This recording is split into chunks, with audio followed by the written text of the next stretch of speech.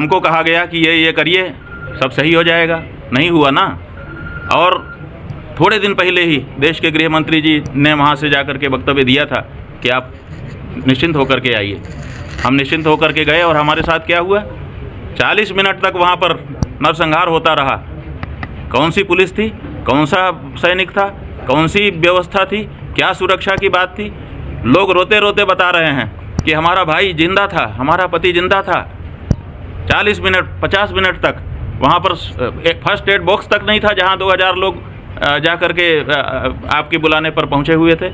तो ये जो अव्यवस्था है और ये जो आप कह रहे हैं कि सीमा पार से आए थे आतंक, इतनी जल्दी तो आपने पता कर लिया, उनके नाम पता कर लिए, उनकी पूरी हिस्ट्री आपने पता कर ली, लेकिन घटना होने के बाद आपको तत्काल सब कैसे पता चलता है? घटना के पहले क्यों आपको पता नहीं चलता है? आपने वक्तव्य दिया था जब आप गुजरात के मुख्यमंत्री थे कि प्रधानमंत्री के पास बहुत सारे संसाधन हैं, उसके बाद भी ये नहीं रोक पा रहे हैं। वही संसाधन 11 साल से आपके पास हैं, 11 साल में आप क्यों नहीं रोक पाए? तो ये सवाल है और इस सवाल के कारण जो हमारा भरोसा था वो डगमगाया हुआ है। हमको इसको स्वीकार करने में कोई संकोच नहीं है। भारत को सुरक्षित हाथों में है। भारत को क्या करना चाहिए? भारत को सबसे पहले अगर कुछ करना चाहिए तो जिम्मेदारों की खोज करनी चाहिए कि मेरे घर में कौन ऐसा है जो जिम्मेदारी के पद पर बैठे होने पर भी गैर जिम्मेदारी दिखा रहा है, जिसके कारण घटना घट जा रही है। पहले तो अपने घर के जिम्मेदार को पकड़ करके सामने लाओ और उसको कड़ा से कड़ा दंड दे करके दिखाओ कि हम 0 टॉलरेंस रखते हैं इस तरह की बातों में। उसके बाद फिर हम सब आपके साथ खड़े होंगे। आप जो बाहरी हो उसके खिलाफ आप तगड़ा एक्शन लीजिए, उसमें भी हम सहयोग करेंगे। लेकिन अगर आप घटना हो जाने के बाद कहते हैं कि अब हम ये पराक्रम दिखाएंगे, हम वो पराक्रम दिखाएंगे, आप जाकर के दिल्ली से नहीं बोल रहे हैं, आप बिहार से जाकर के बोल रहे हैं। क्यों बोल रहे हैं? आप जो है कहिए ना कि कौन जिम्मेदार है। आप जिम्मेदार को नहीं बचा लेंगे और बाहरी ताल ठोंक करके आप दिखाएंगे कि हम बहुत अच्छा कर रहे हैं, तो ये नहीं चलेगा।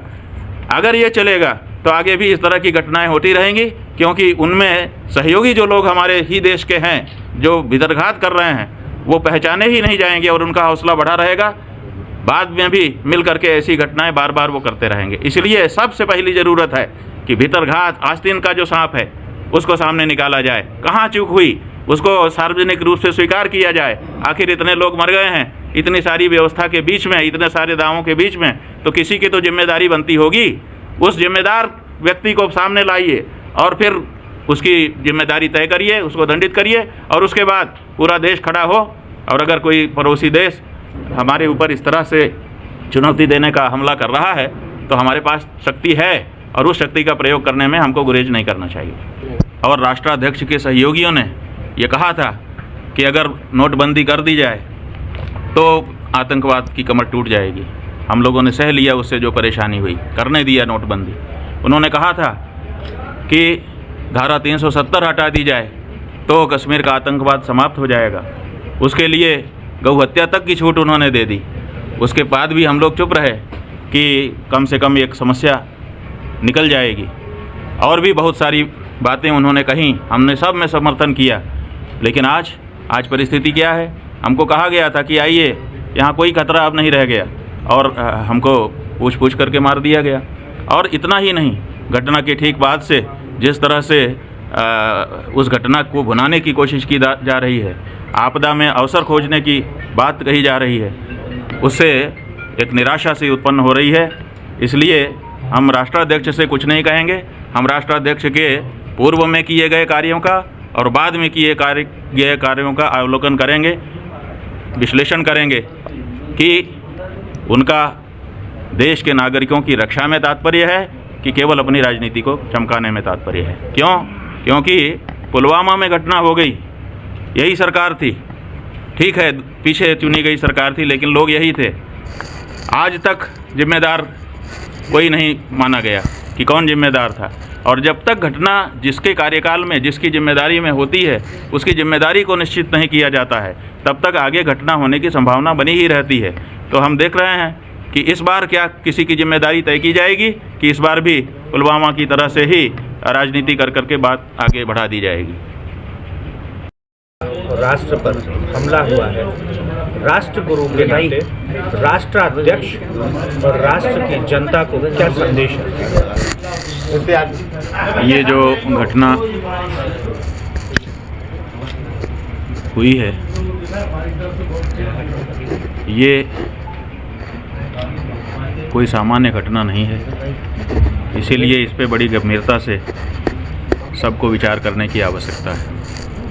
न केवल घटना पर, बल्कि घटना के आगे और घटना के तत्काल बाद से जिस तरह की गतिविधियां देश में हुई हैं, उन पर भी गहन विचार की आवश्यकता है। पहली बात तो यह है कि जिस जगह पे ये घटना हुई, पहलगांव से 8 किलोमीटर लगभग की दूरी में, वो बॉर्डर से काफ़ी दूरी पर जगह है। जैसा कि बड़ी जल्दी बता दिया गया कि पाकिस्तान से आकर के लोगों ने ये घटना की, तो इतनी लंबी दूरी तय करके हथियारों के साथ वहाँ पर कैसे लोग पहुँचे, और फिर उन्होंने बड़े आराम से 30-40 मिनट का समय लेते हुए ये सब घटना की, और फिर वो बड़े आराम से कहाँ जा कर के गायब हो गए, कैसे वो फिर अपने देश में वापस चले गए। ये एक बड़ा रहस्य है जिस पर निश्चित रूप से प्रकाश डाला जाना चाहिए कि आखिर ये कैसे हुआ। बीच में कोई देखने वाला, कोई सुनने वाला, कोई समझने वाला, कोई शंका करने वाला नहीं था। तो जो घटना हुई है वो न केवल कुछ लोगों की हत्या है, बल्कि वो राष्ट्र को एक तरह से किसी की चुनौती है, हिंदुओं को एक तरह से किसी की चुनौती है।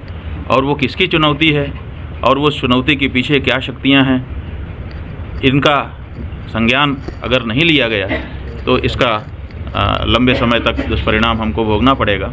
इसलिए ये घटना किनकी जिम्मेदारी में हुई, पहले तो जिम्मेदार अपने यहाँ के जो हैं उनकी जिम्मेदारी तय करने की आवश्यकता है, और उसके बाद जो बाहरी जिम्मेदार हों उनके ऊपर सख्त से सख्त कार्रवाई करने की आवश्यकता है।